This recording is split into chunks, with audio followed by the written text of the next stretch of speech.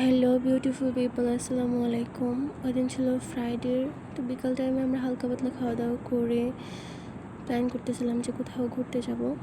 অনেকদিন ধরে মনটা অনেক অফ ছিল, তো চিন্তা করলাম যে বাইরে ঘোরাঘুরি করে আসলে হয়তো মনটা ভালো হয়ে যাবে। তো যেই ভাবা সেই কাজ, আমাদের বাসার কাছে লালবাগ কেল্লা যেহেতু আছে, তো প্ল্যান করলাম যে ওখান থেকে একটু ঘোরাঘুরি করে আসবো। ওইখানে গিয়ে দেখি প্রচুর মানুষ, যেহেতু আজকে অফ ডে ছিল তাই মানুষের ভিড় থাকাটাও স্বাভাবিক। তো পিকচার তোলার জন্য আমরা জায়গায় খুঁজে পাচ্ছিলাম না, এত বেশি মানুষ ছিল ওই জায়গার মধ্যে।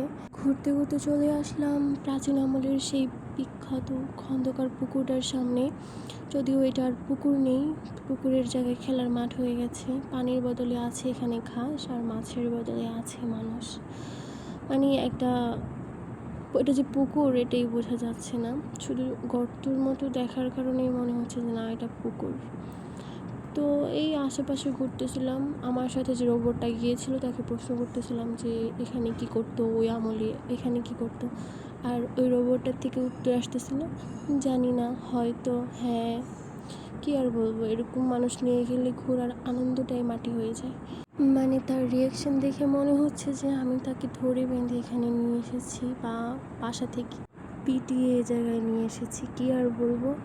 তো আমি আপনাদের সাজেস্ট করবো যে এখানে ঘুরতে আসার আগে মোগলদের কাহিনী নিয়ে ঘাটাঘাটি করে আসবেন, মানে সম্পূর্ণ জেনে এখানে ঘুরতে আসলে সব থেকে বেশি আনন্দ পাবেন। তাহলে আর আশেপাশের কোনো রোবটকে জিজ্ঞাসা করতে হবে না আর আপনাদের। আল্লাহ হাফেজ, আজকের মতো এইটুকুই।